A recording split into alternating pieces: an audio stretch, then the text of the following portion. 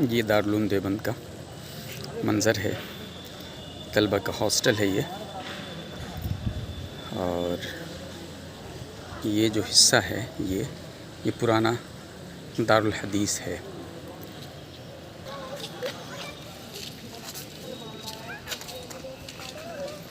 یہ پرانا دارالحدیث، اور یہ ادھر پیچھے سامنے باب الظاہر،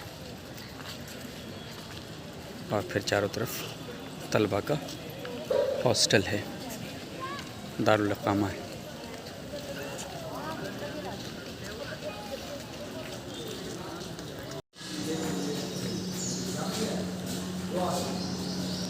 دارالعلوم دیوبند کا وہ حصہ جہاں سے دارالعلوم دیوبند کی بنیاد پڑی ہے، وہ پورشن ہے یہ۔ بتایا جاتا ہے کہ یہی وہ جگہ ہے جہاں پہ نبی پاک صلی اللہ علیہ وسلم نے خواب میں یہ بتایا تھا کہ یہاں پہ دارالعلوم دیوبند کی بنیاد رکھو، اور یہیں پہ دارالعلوم دیوبند کی بنیاد رکھی گئی تھی۔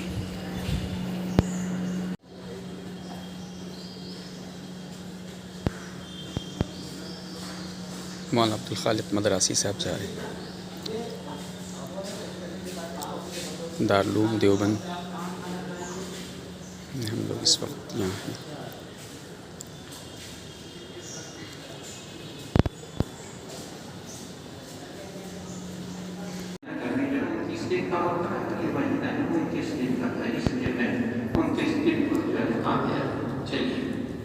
وبه قال حدثنا علي بن عبد الله قال حدثنا مروان بن معاويه قال حدثنا ابي عمرو قال تذاكرنا عند الصحابه قال حدثنا ابن عباس رضي الله تعالى عنهما وعنه انه قال اصبحنا يوم ونساء النبي صلى الله عليه وسلم يبكين عند كل امراه منهن اهلها، فخرجت الى المسجد فاذا هم الان من الناس، فجاء عمر بن الخطاب فصعد الى النبي صلى الله عليه وسلم وهو في غرفه له، فلم يجب احد ثم سلم فلم يجب احد ثم سلم فلم يجب احد، فناداه فدخل على النبي صلى الله عليه وسلم فقال اطلقت النساء؟ فقال لا ولكن آليت منهن شهرا، فمكث 29 ثم دخل على نسائه۔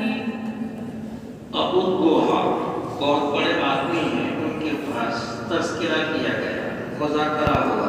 کیا مذاکرہ ہوا؟ کہ مہینہ 29 کا ہوتا ہے، مولسری کہلاتا ہے۔ یہ جو پیڑ ہے نا، اس کو مولسری کا پیڑ کہا جاتا ہے۔ کون سا پیڑ؟ مولسری مولسری احاطہ مولسری ہے یہ، اس کی کیا اہمیت ہے؟ یہ نودرہ ہے، نودرہ کی نودرہ۔ اہمیت اصل میں دارالعلوم کی تاریخ میں یہ بتایا جاتا ہے کہ اس وقت کے جو دارالعلوم کے محتمم تھے، انہوں نے خواب میں دیکھا کہ اس کا پورا نقشہ نبی کریم صلی اللہ علیہ وسلم نے بنایا، اسی نقشے پہ یہ عمارت بنی ہوئی ہے۔ اور خود ساقی کوثر نے رکھی میخانے کی بنیاد، یہی سے سبحان اللہ۔ خود ساقی کوثر نے رکھی میخانے کی بنیاد، ترانے کا شعر ہے۔ سبحان اللہ۔ یہ وہ ہنر کا کہا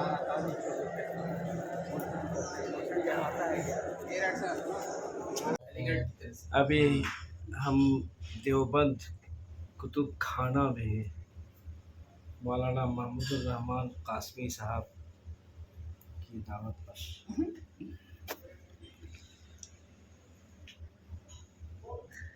ڈاکٹر فیضان شاہد، ڈاکٹر نعمان قیصر، یہ خاکسار،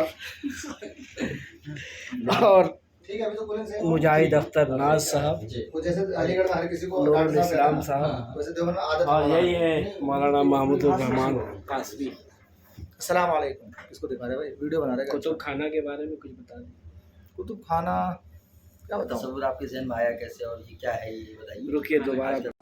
ایک کپڑا یہاں سے، ہاں ایک دوسرا ہٹا لیجیے۔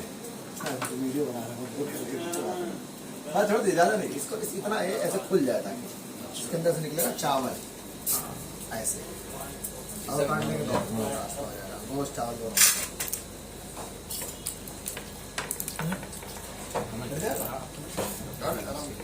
سوراخ۔ ہاں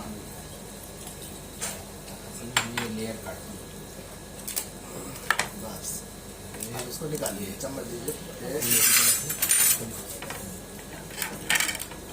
دیجیے بھائی، اور نکالیے، اپنے میں بھی نکالیے، سب کے بتائیے۔